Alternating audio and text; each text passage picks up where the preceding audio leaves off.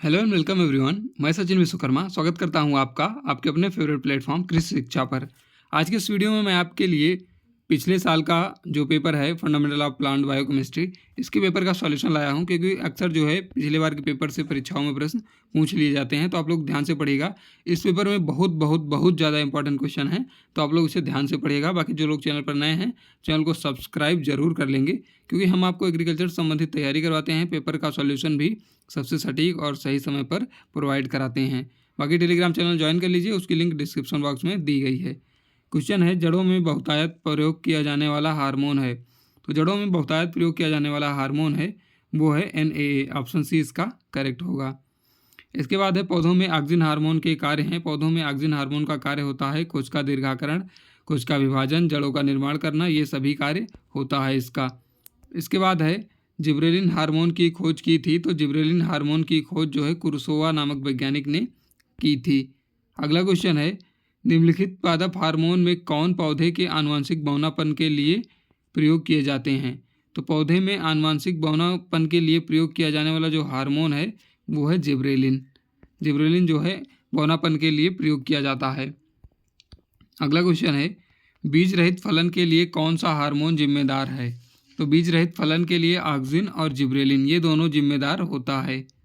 अगला क्वेश्चन है, निम्नलिखित में से इंडोल एसिडिक एसिड का पूर्वज है, यानी कि प्रिकर्सर है। IAA का प्रिकर्सर जो है ये ट्रिप्टोफैन होता है। अगला क्वेश्चन है, न्यूक्लियोटाइड में कौन शर्करा के अणु पाए जाते हैं। तो न्यूक्लियोटाइड में जो शर्करा के अणु पाए जाते हैं उनका नाम है पेंटोज। अगला क्वेश्चन है, न्यूक्लियोसाइड मिलकर बने होते हैं। तो न्यूक्लियोसाइड जो है बेस प्लस शर्करा से मिलकर बने होते हैं। न्यूक्लियोसाइड बेस प्लस शर्करा से मिलकर बने होते हैं। इसके बाद है, DNA की डबल हेलिकल संरचना प्रतिपादित किया गया। तो DNA की डबल हेलिकल संरचना को प्रतिपादित किया था वाटसन एवं क्रिक ने। अगला क्वेश्चन है, कोशिका भित्ति मुख्यतः बनी होती है। तो कोशिका भित्ति मुख्य रूप से सेल्यूलोज की बनी होती है। अगला क्वेश्चन है, निम्नलिखित कोशिकांगों में कोशिका का पावर हाउस कहा जाता है। तो माइटोकॉन्ड्रिया को कोशिका का पावर हाउस कहा जाता है। अगला क्वेश्चन है, कोसा सिद्धांत किस में प्रयुक्त नहीं होता। तो कोसा सिद्धांत जो है ये आपके वायरस में प्रयोग नहीं होता है। ऑप्शन इसका सी करेक्ट होगा। पिछले पेपर में मैंने ये गलत बता दिया था, तो इसमें वायरस करेक्ट आंसर होगा। अगला क्वेश्चन है, आयोडीन के साथ बीटा एमाइलोज रंग प्रदान करता है। तो आयोडीन के साथ बीटा एमाइलोज जो है ये लाल रंग प्रदान करता है। इसका जो ऑप्शन बी है वो करेक्ट होगा। इसके बाद है, सबसे अधिक प्रोटीन की मात्रा पाई जाती है। तो सबसे अधिक प्रोटीन की मात्रा जो है सोयाबीन में पाई जाती है। इसके बाद है, कोविड-19 महामारी फैलने का कारण है या कारक है। तो ये जो है वायरस है, विषाणु। अगला क्वेश्चन है, जीव रसायन शब्द का परिचय कराया। तो जीव रसायन शब्द का परिचय जो है ये कराया था JV लिविंग ने। ऑप्शन बी इसका करेक्ट होगा। अगला क्वेश्चन देखते हैं। सॉरी JV लिविंग नहीं, इसमें जो है ऑप्शन सी होगा, कार्ल न्यूबर्ग ने। मैंने ये गलती से बता दिया। बायोकेमिस्ट्री जो शब्द है ये कार्ल न्यूबर्ग ने दिया था। अगला क्वेश्चन है, एंडोक्राइनोलॉजी का अध्ययन किया जाता है। तो एंडोक्राइनोलॉजी का अध्ययन जो है वो अंतःस्रावी हार्मोन के लिए किया जाता है। फटाफट से आप लोग इसे रिवीजन करके जाइएगा, एक दो बार ये वीडियो देख के जाइएगा, इसमें से काफ़ी क्वेश्चन आएंगे। मोनोसेकेराइड का सामान्य सूत्र है। तो मोनोसेकेराइड का सामान्य सूत्र होता है CnH2nOn। अगला क्वेश्चन है, निम्नलिखित में से अपचयी शर्करा है। तो अपचयी शर्करा जो है वो है सुक्रोज। इसमें जो है पूछ रहा है नॉन रिड्यूसिंग शुगर। तो सुक्रोज इसका आंसर होगा। अगला क्वेश्चन है, निम्नलिखित में से DNA में पाई जाने वाली शर्करा है। तो DNA में पाई जाने वाली शर्करा जो है वो डीऑक्सीराइबोस है। ऑप्शन डी इसका करेक्ट होगा, डीऑक्सीराइबोस। अगला क्वेश्चन है, दूध में पाई जाने वाली शर्करा है। तो दूध में पाई जाने वाली शर्करा लैक्टोज है। अगला क्वेश्चन है, सुक्रोज पाए जाते हैं। तो सुक्रोज जो है इसमें ग्लूकोज और फ्रक्टोज पाया जाता है। सुक्रोज में क्या पाया जाता है, ग्लूकोज और फ्रक्टोज। इसके बाद है, अलिगोसेकेराइड में मोनोसेकेराइड के अणु पाए जाते हैं। तो ये 2 से लेकर 10 तक पाए जाते हैं। अलिगोसेकेराइड में मोनोसेकेराइड के 2 से 10 तक अणु जो है वो पाए जाते हैं। इसके बाद है, स्टार्च है। तो स्टार्च एक प्रकार का पॉलीसेकेराइड होता है। इसके बाद है कि किण्वन की प्रक्रिया का अंतिम उत्पाद है। किण्वन की प्रक्रिया का अंतिम उत्पाद है, इसका आंसर हो जाएगा 2CH3CH2OH प्लस CO2। अगला क्वेश्चन है फ्रक्टोज है एक, तो फ्रक्टोज जो है ये एक कीटोनिक शर्करा है। ऑप्शन बी इसका करेक्ट हो जाएगा। अगला क्वेश्चन है रासायनिक रूप से कार्बोहाइड्रेट है, तो कार्बोहाइड्रेट एक पॉलीहाइड्रोक्सी एल्डिहाइड और पॉलीहाइड्रोक्सी कीटोन ये दोनों है। तो इसका जो है ऑप्शन जो करेक्ट होगा वो हो जाएगा ऑप्शन ए और बी दोनों। अगला क्वेश्चन है निम्नलिखित में से कौन पॉलीसेकेराइड नहीं है, तो पॉलीसेकेराइड इसमें से ग्लाइकोजन एक पॉलीसेकेराइड है, स्टार्च भी है, सेल्यूलोज भी है, ये सुक्रोज जो है पॉलीसेकेराइड नहीं है।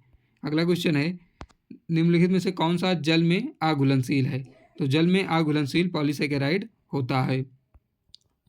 अगला क्वेश्चन है वसीय अम्ल का सामान्य सूत्र है, तो वसीय अम्ल का जो सामान्य सूत्र होता है वो होता है आपका CH3CH2NCOOH।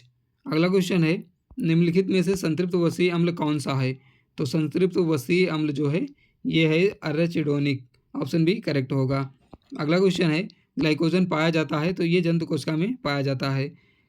कृषि जैव रसायन के जनक, तो कृषि जैव रसायन के जनक हैं लिविक कृषि जैव रसायन के जनक हैं। फिर एंजाइम का तालाकुंजी सिद्धांत किसने प्रतिपादित किया था, तो एंजाइम का तालाकुंजी सिद्धांत जो है ये लॉक एंड की थ्योरी ये प्रपोज की गई थी एमएल फिशर के द्वारा।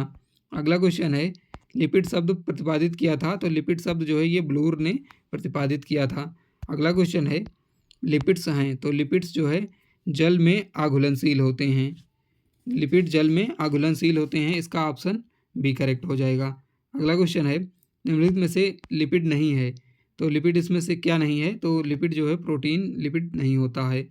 ये फटाफट से मैं रिवीजन करवा रहा हूँ, तो आप लोग जल्दी जल्दी से कर लीजिए। लाइकोपिन एक उदाहरण है, तो लाइकोपिन एक उदाहरण है व्युत्पादित लिपिड का एक उदाहरण है। इसके बाद है निम्नलिखित में से एक सही सुमेलित नहीं है, तो इसमें से जो सही सुमेलित नहीं है वो है ग्लाइकोप्रोटीन वसा एवं तेल, ये जो है आपस में नहीं मिलता है, सुमेलित नहीं है। अगला क्वेश्चन है साधारण तापक्रम पर कौन ट्राइग्लिसराइड तरल अवस्था में रहता है, तो साधारण ताप पर जो तेल है वो तरल अवस्था में रहता है। इसके बाद है वसा में अधिक मात्रा पाई जाती है, तो वसा में अधिक मात्रा पाई जाती है असंतृप्त वसीय अम्ल की, अनसेचुरेटेड फैटी एसिड की। इसके बाद है एमिनो अम्ल के मध्य कौन सा बंध पाया जाता है, तो एमिनो अम्ल के मध्य जो है पेप्टाइड बॉन्ड पाया जाता है, पेप्टाइड बंध पाया जाता है। इसके बाद है प्रोटीन के बारे में निम्नलिखित कथन सत्य है, यानी कौन कौन सा कथन सत्य है, तो प्रोटीन एमिनो अम्ल से मिलकर बनती है, सही बात है। प्रोटीन त्वचा दांत हड्डियों के विकास के लिए आवश्यक है, ये भी सही बात है। प्रोटीन केवल एक ऐसा तत्व है जो शरीर ऊतक निर्माण एवं रखरखाव मरम्मत में सहायक है, तो ये भी सही है। तो इसमें जो है उपरोक्त सभी सही हो जाएगा। अगला क्वेश्चन है प्रोटीन के अणु में पाया जाता है, तो प्रोटीन के अणु में कार्बन, हाइड्रोजन, ऑक्सीजन और नाइट्रोजन पाया जाता है। इसके बाद है निम्नलिखित में से कौन सी प्रोटीन दूध में पाई जाती है, तो दूध में प्रोटीन केसीन पाई जाती है। अगला क्वेश्चन है बाल एवं नाखून में कौन सी प्रोटीन पाई जाती है, तो इसका नाम है केराटिन। इसके बाद है निम्नलिखित विटामिन में से कौन सा रक्त का थक्का जमने में सहायक है, तो विटामिन के रक्त का थक्का जमने में सहायक है। इसके बाद है निम्नलिखित विटामिनों में कौन सा वसा में घुलनशील नहीं है, तो वसा में घुलनशील विटामिन जो है विटामिन सी नहीं है। इसके बाद है निम्नलिखित विटामिनों में से किसमें कोबाल्ट पाया जाता है, तो विटामिन B12 में कोबाल्ट पाया जाता है। इसके बाद अगला क्वेश्चन है किस विटामिन की कमी से रतौंधी रोग होता है, तो विटामिन ए की कमी से रतौंधी रोग होता है। इसके बाद है विटामिन की खोज किसने की थी, तो फंक नामक वैज्ञानिक ने विटामिन की खोज की थी। फिर है निम्नलिखित में से कौन सा सुमेलित नहीं है, तो इसमें जो सुमेलित नहीं है वो हो जाएगा विटामिन B3 पायरोडॉक्सिन। ऑप्शन जो आपके 52 नंबर क्वेश्चन है इसका ऑप्शन सी करेक्ट होगा, विटामिन B3 पायरोडॉक्सिन। अगला क्वेश्चन है निम्नलिखित खाद्य पदार्थों में विटामिन ए प्रचुर स्रोत है, यानी विटामिन ए का प्रचुर मात्रा में स्रोत क्या है, तो अंडा जो है ये विटामिन ए का प्रचुर मात्रा में स्रोत है। तो इस वीडियो को अपने सभी साथियों के साथ शेयर करिएगा ताकि वो लोग भी क्विक रिवीजन फटाफट से कर पाएँ। इसके बाद है निम्नलिखित में से कौन सा सुमेलित नहीं है, तो जो विटामिन सी है इसकी कमी से स्कर्वी रोग होता है, ना कि रिकेट्स, तो ये जो है सुमेलित नहीं है। रिकेट्स जो है विटामिन डी की कमी से होता है। इसके बाद है नींबू वर्गीय फलों में किस विटामिन की अधिकता होती है, तो नींबू वर्गीय फलों में विटामिन सी की अधिकता होती है। इसके बाद है पादप हार्मोन शब्द प्रतिपादित किया था, तो पादप हार्मोन शब्द जिन्होंने प्रतिपादित किया था उनका नाम है थाइमन ने पादप हार्मोन फाइटो हार्मोन शब्द प्रतिपादित किया था। इसके बाद है निम्नलिखित में से एक प्राकृतिक वृद्धि निरोधक हार्मोन है, तो वृद्धि निरोधक हार्मोन जो है ग्रोथ रिटार्डेंट, ये ग्रोथ इनहिबिटर ABA है, एब्सिसिक एसिड। इसके बाद अगला है पादप हार्मोन के बारे में लक्ष्य कथन है, यानी कौन सा कथन जो है पादप हार्मोन के बारे में सही है। तो प्राकृतिक रूप से संश्लेषित कार्बनिक पदार्थ, सही बात है। पौधों की दैहिक क्रियाओं का नियंत्रण, हाँ, तो पादप हार्मोन ये भी करते हैं।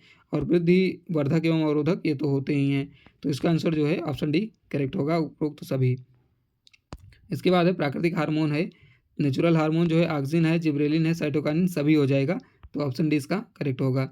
इसके बाद है गैसीय पादप हार्मोन कौन सा है, तो जो एथिलीन होता है ये एक गैसीय पादप हार्मोन, पैदी गैसीय नेचुरल प्लांट हार्मोन है। तो वीडियो अच्छा लगा तो वीडियो को लाइक करिएगा, चैनल को सब्सक्राइब कर लीजिए और टेलीग्राम चैनल की लिंक डिस्क्रिप्शन बॉक्स में दी गई है, उसे जो है जाके टेलीग्राम चैनल ज्वाइन कर लीजिए। बाकी आप हमारे चैनल पर प्लेलिस्ट बनाकर अपलोड किए गए हैं बायोकेमिस्ट्री के सभी क्वेश्चन, तो उसमें जाकर पढ़ सकते हैं, देख सकते हैं।